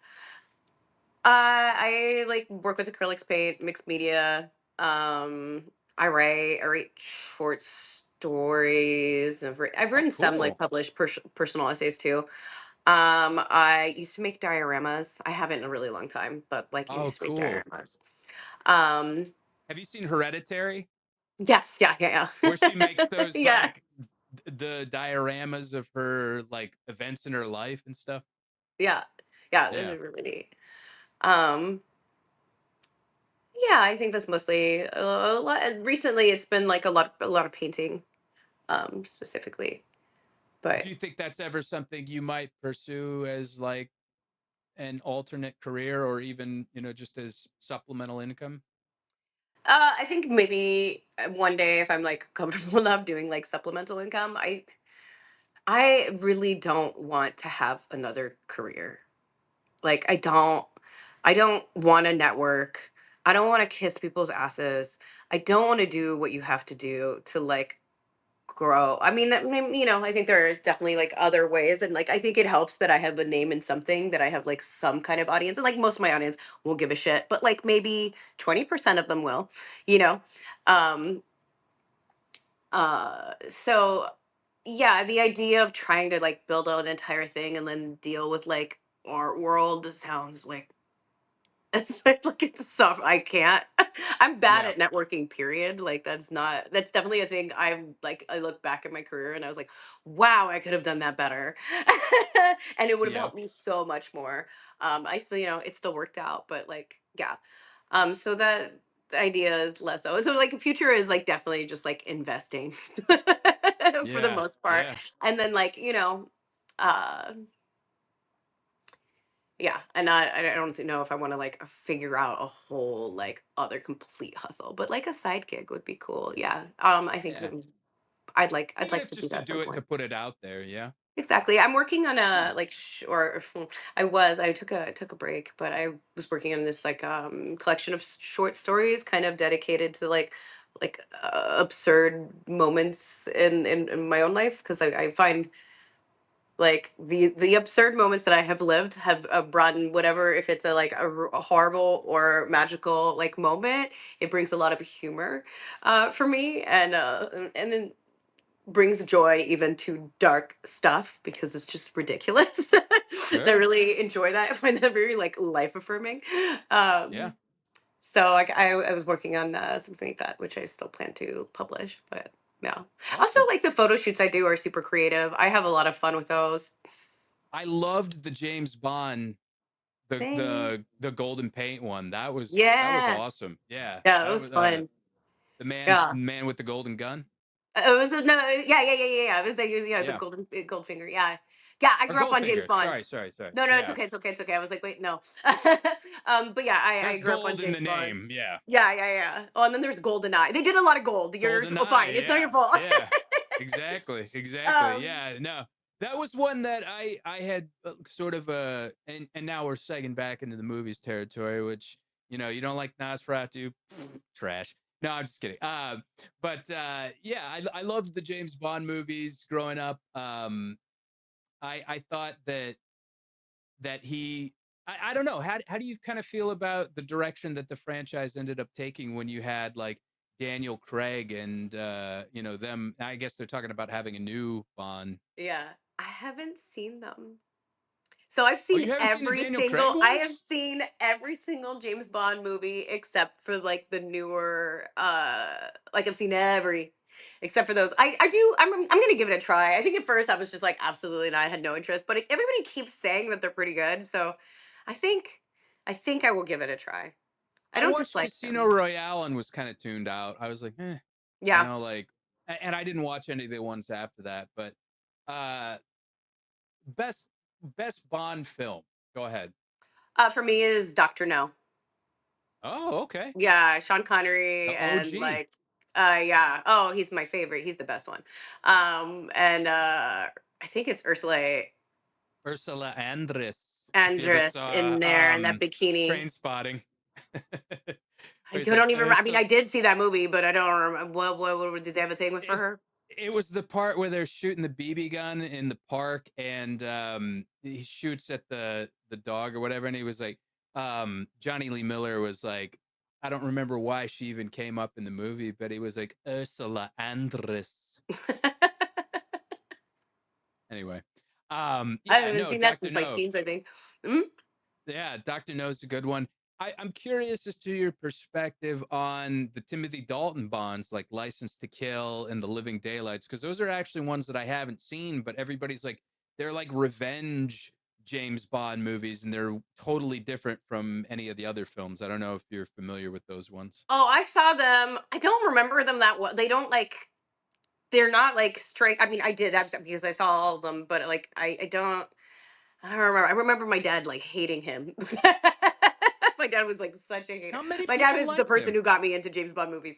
Um, so I can't. Yeah, I don't really. They don't like strike. I don't know. Like they're not like striking a huge like imprint on my brain. So I guess I didn't really Okay. give a shit. We're like. So I like a lot of Roger Moore stuff, even though I think he was like a very silly James Bond. It was like fun. Yeah, his stuff is kind of silly. Yeah, yeah. And like I like Live and Let Die, even though like it's so problematic in so many ways, but it's the time for sure. What's Um, problematic about it? the James Bonds, dude, every time they go into a different country, there's so many just like awkward, kind of racist, kind of xenophobic comments. Like, if you pay Really? attention, oh my god, yes. And like just Okay. very like stereotypical, whatever. It's also the time. Also, the author himself was like, pretty. Fleming. Oh yeah, yeah, did not like a lot of people, a Okay. lot of groups of people, but like it's also like very much the time. Um, I was unaware of that. I did not yeah, know. it's if I will still enjoy it, Okay. but like yeah, if you pay attention, you're like, oh, oh, awkward. Yeah. Okay. Yeah, exactly. Um, as far as other films are concerned, like, what are some films that you were really into growing up, and then what are some newer ones that you really feel like deserve some recognition? Growing up was my favorite movie from childhood is probably still it's a French surrealist film from like the late 60s called Podan, which translates I've heard to of it, but I've never seen it. donkey Yeah. skin. Yeah. It's so cool. Very weird, very French. The like art direction is amazing. Okay. Catherine Deneuve is like an icon. Oh, I love her. Yeah, she's great. Yeah. Um, it's a weird story, I mean, the general gist, without like it's telling you like what happens, is like they're in this kingdom. This like king's wife dies, and she's like, okay, you can get remarried, but like as she's dying, she's like, but you have to marry someone who's just as like more beautiful than I. So he keeps looking everywhere, and then he's like, oh, who's this hot one? And the guy's like, that's your daughter. So then he tries to marry his daughter.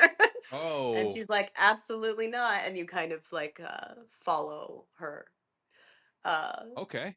her Pudan. yeah, yeah, Fudan. Yeah, Okay. it's cool. And they do like a lot of weird like there's no era that it's shot in, so like you think you're in like a Renaissance era, and then you have like a helicopter, like copter. It's like very weird and blendy and super neat. And I've seen that a million times. A recent movie that I really liked. I'm hard to please. I have a I really, really liked Kinds of Kindness. I think I that's what it haven't was seen called. that. Yeah, Yeah. it's the I can't remember his name. He's Greek. He did Is it Yorgos Lanthimos? yes, thank Yeah. you. Yeah, I really, really liked that. I liked Poor Things. And I really like that movie a lot. Kinds of Kindness is a weird and off-putting in a really good way. I haven't kept up a whole bunch, and then like the things I have seen, I'm just like I'm kind of a hater, I guess. My Uh, friend will be like, "This is awesome," and I was like, "I hate it," and she's like, "God damn no, it!" I mean, you like, as you can, you probably can't see the I full can't picture see. here, but this is a Les Samurai poster with Oh, sick! Alain Delon. Yeah, that's one of my favorites. I foreign just watched cinema. the swimming pool. Have you seen with Alain N- Delon? no, That's I a good thought one. he passed away though recently, didn't he? Hmm. Yeah. So this must be like within the past few years or something. Oh no, this movie was made in the Oh, it's an old late movie. 60s. Oh, Yeah, it's okay. old. It's old as shit. Okay. Okay. No, Um, I have not seen that one.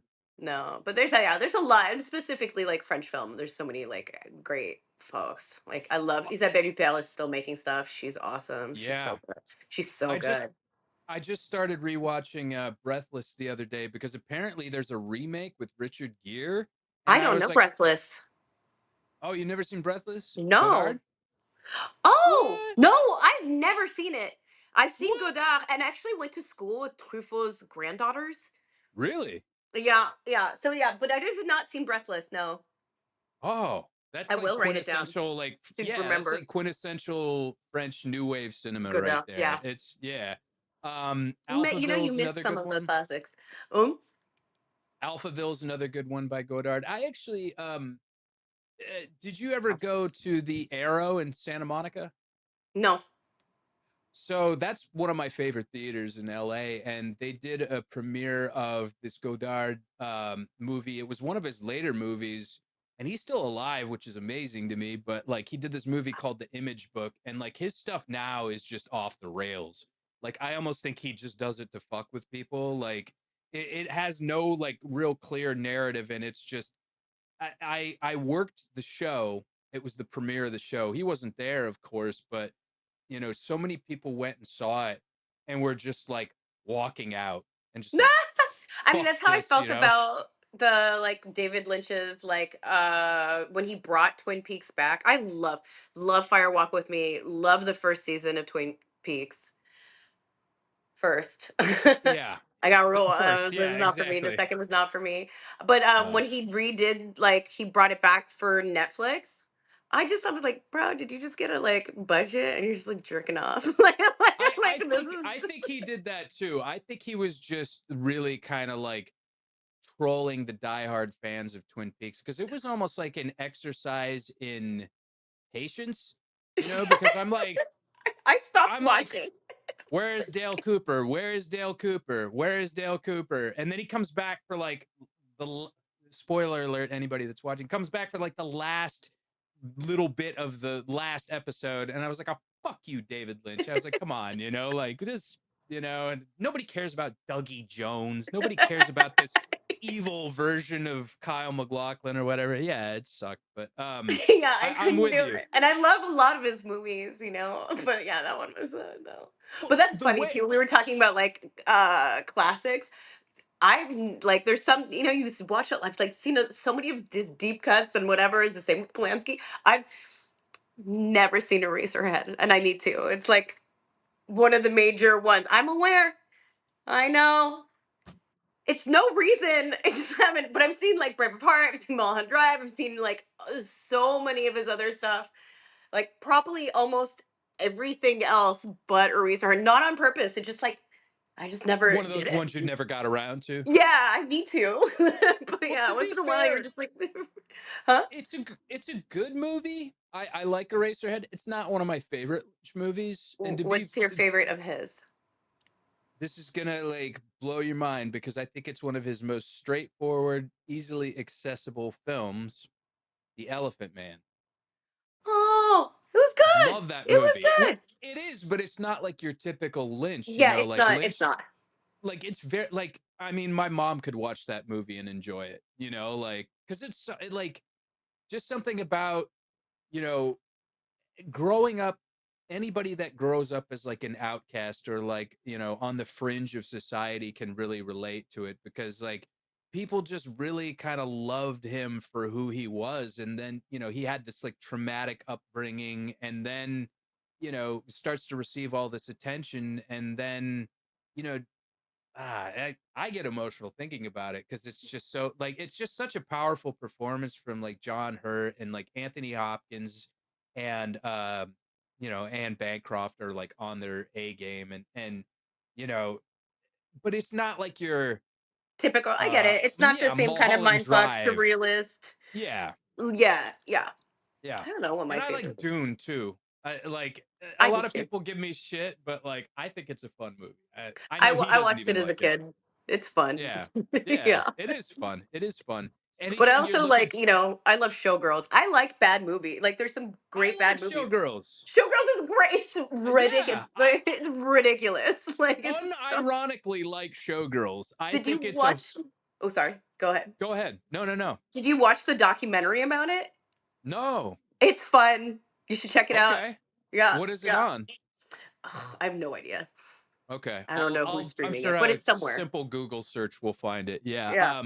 No, I unironically like the movie, and a lot of Paul Verhoeven's movies like I remember a lot of people didn't really like Basic Instinct, and I'm like, that's a well-written, really good movie, And I think people don't understand that Verhoeven was just kind of trying to satirize that whole world of like, adult Noir. performers and stuff. Well, yeah, well, noir with Basic Instinct and adult Yeah. performers with showgirls and Showgirls. whatnot. And I think they just missed the fact that it was kind of poking fun at our views on those worlds and those types of films and subjects, you know?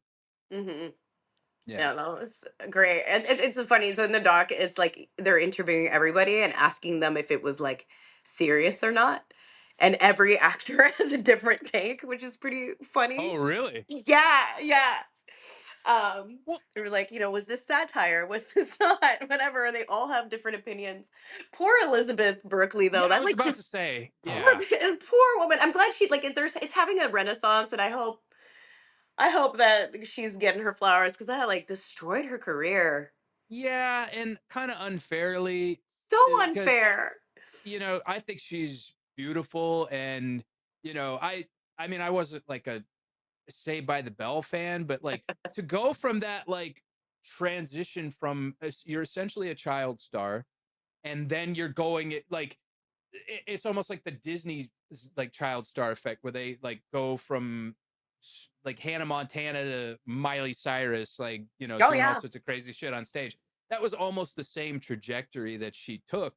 And it was, it may have been too much. And the movie was critically lambasted. And yeah, I felt bad for her, but I, like you said, I think it's kind of starting to experience a renaissance, and people it are is. starting to look at the movie in a different light. And she's going around and doing like speaking engagements about it, so she seems to be sort of a good sport about all of Yeah, it.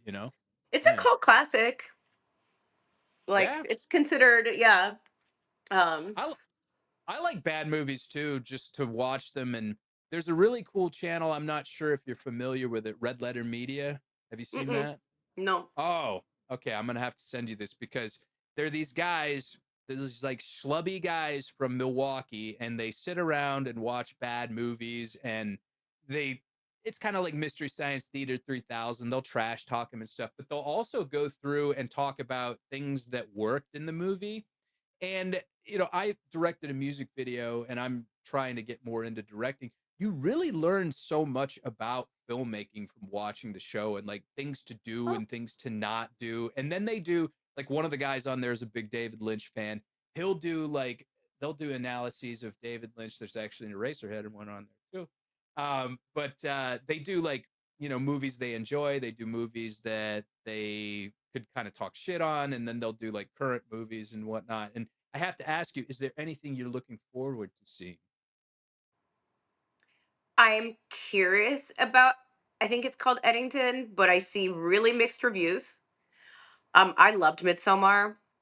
Yeah. I thought it was great. And it's like kind of the only one I like was Hereditary was like okay for me, but I didn't have the same didn't do the same thing as Midsommar did for Yeah. me. So I'm curious. I like want to see Homeboy's next what's his face? Is it Robert Edgars. What's his you Robert see? Eggers. Yeah. I'm so bad with names. But That because did I Nosferatu, the movie you yeah, hate. I know, and I'm like, oh, I hope you stray a little bit because I like because The Witch is like a favorite, like it's in the favorites. It's in the See, I didn't favorites. I didn't like The Lighthouse. Everybody raved about that movie. I No, saw it and not I for was you. like, it just didn't do it for me. But The Witch was amazing. Yeah, I've turned so many people onto that movie because Same. just the fact that it's his first movie, and it's like got the pacing and the hand of this guy who's like almost a veteran expert at his craft, and you're like, this is the first fucking thing you ever made. Like, it's mind blowing. And maybe that's why, like, I just have like really high expectations because he came out with such a banger that I'm like, ugh. But I do want to see. I don't know what else is coming out these days. I'm pretty like I learn things through like TikTok because I have to be on there to like see stupid trends and like do my job.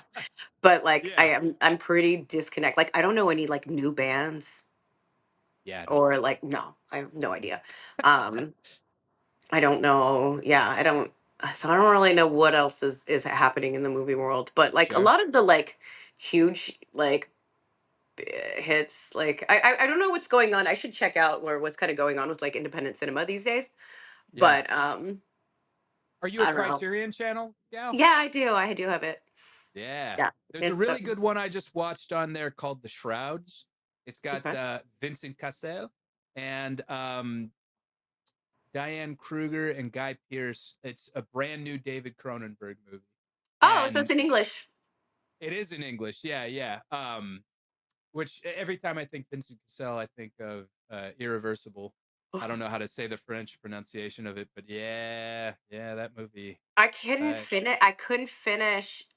I couldn't finish, and I know I maybe probably should have just like fast forward. I just can't. I can't watch a 10 minute talk about rape the scene. scene with Monica Bellucci. I mean, it's 10 minutes. It's so it's Yeah, so intense, and I I just like couldn't do that to my brain. I was just like, yeah, no, I almost shut it off. I was like, all right, any minute this is going to be over. Nope, nope, it's still going. no. Nope. I'm like, fuck. Like, and I just felt like I needed a shower. That and the fire extinguisher scene. I was just like, Yeah, it's rough. And Jesus. Yeah, I you start with that, right? The fire. I'm pretty sure because I saw that one. I couldn't finish. I couldn't. I didn't finish yeah. that the It's scene. I couldn't it's finish the heavy. movie. It's But heavy. for I'm curious to try it again, just because I hear really mixed things. And I have like different views on that. It's always interesting, especially. I mean, I think that we should be able to make movies from things that we don't experience, like period, because then like if we didn't, like there would be nothing. But right. it is interesting when like a male director like chooses to do it like this way. And I'm curious, I would be curious to, and I'm not saying it's bad or good, I'm just very curious to what his approach and what his thoughts were when directing that scene. Did Kesset direct it? No, right? He's just in it. No, it was Gaspar Noé, and you but the craziest shit is the fact that Vincent Cassel and Monica Bellucci are We're married. married Yeah, or they were were married at the married, time. yeah. And, Hmm. and like, how could you, as a man, watch your wife involved in something like that? Like, that to me is just like next level. Like, you really got to have like a high like countenance to be able to like watch something like that on screen, you know? Oh yeah, it's got to. It has to. I Yeah. think even if it's a film, I think there's still you have to something probably happens. Oh Go man, and I was decompress such a and big just crush on her. detach. Yeah, Yeah. yeah. One question I always like to ask guests is, what is one piece of advice that you would give to your younger self? Yeah, I get asked that a lot. I don't know if I would have taken any advice. Maybe just I think listening to my gut. I think it's easy to get like kind of like almost like to detrain yourself like of doing that. And I think especially as life happens to you, like we disconnect from ourselves sometimes. Mhm. Um but usually your gut is what's up. And it's sometimes like hard to face. But I don't know, like I don't know if I would have like taken any advice or whatever. I think I would have just been like, hey, actually this will get so much cooler. you know? Yeah, And just yeah. maybe just like give myself a hug and be like, just hang on in there. It'll be okay. Well, and you've had a really interesting life and you've had a very eclectic experience, and you're out there doing what you want to do. And I think that that regardless of whatever we may have experienced in the past, like, for better or for worse, it puts us where we're at now. And you can choose to enjoy what you're doing and live in the present and do that, or you can reflect on the past and be like, well, I should have done this differently and I should have done this differently. And Yeah. it's like, I know a lot of people do have advice for their younger selves, but would we have followed it is the question.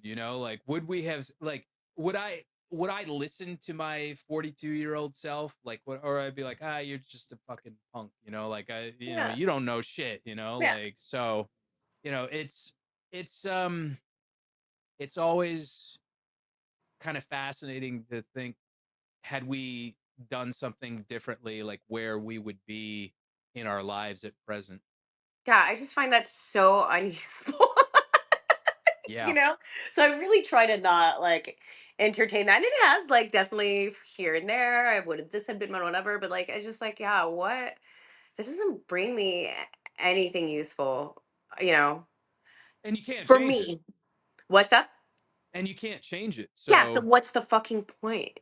exactly. Yeah, like I'm Gotcha. like I can't change it. I can't whatever. I can sit here and can think about like how I should have done this wrong or this, and I'm like it's like completely useless information for me. Yeah. So It's like just move on, just keep going, yeah, and just keep doing it. Yeah. like I think honoring your past and whatever has made you who you are, and I think even some maybe like crappy experiences has also let me be a lot more compassionate person.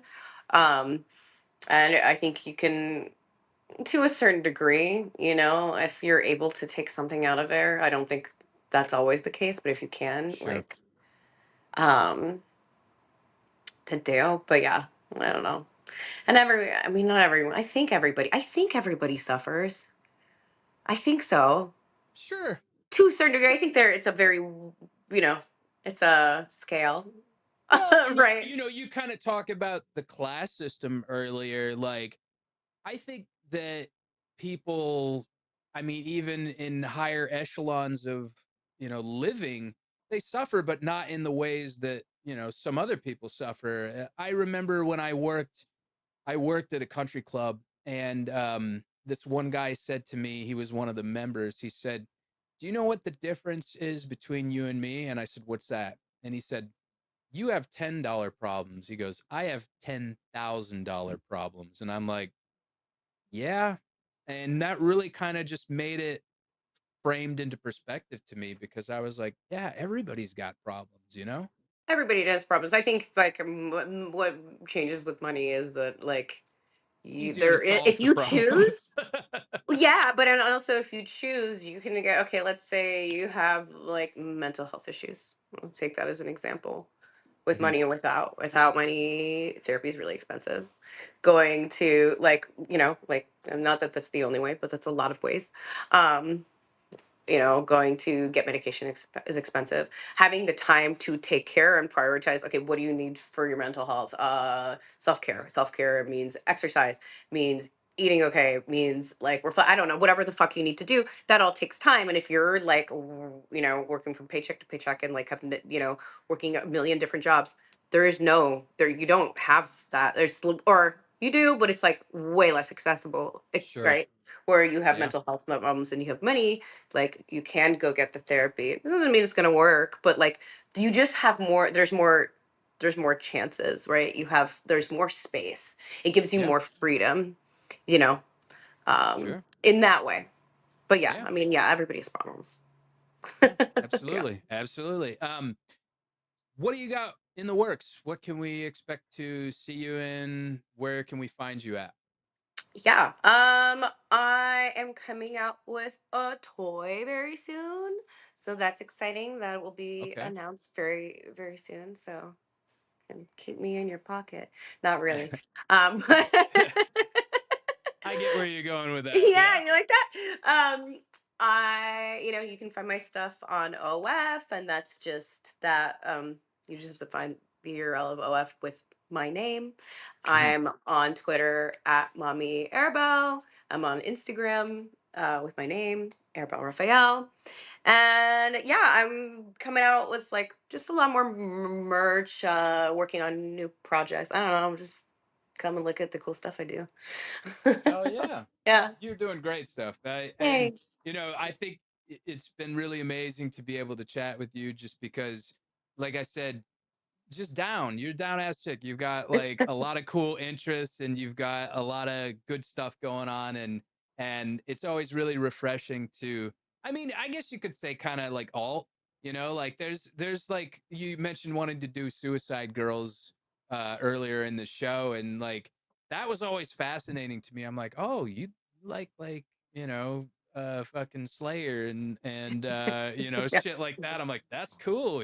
So, but it's really awesome to be able to see somebody with such varied tastes, and have great conversations with you. So I really appreciate you being here, and I really appreciate the audience for being here. Thank you so much. Like I had mentioned earlier, I have a merchandising company. It's Hell's Heart merch code. Going over to hellsheartco.bigcartel.com. Use code 20 for 20% off of your entire order. Not 20, winning. I changed it. I was like, 20 sounds so generic. So use the code winning, and you can get one of the fine Bella Canvas music or hardcore movie inspired t-shirts. Um, and like I said, go ahead and follow Arabelle on all of her outlets, and like, comment, share, subscribe. Click on that bell for notifications. And if you're listening on Spotify and Apple Music, give us a follow, give us a rating. If you don't mind hanging out for a minute, Arabelle, for just a quick post game. Yeah. And everybody, thank you so much for joining. Namaste. God bless. Be good. Thanks again, Arabelle.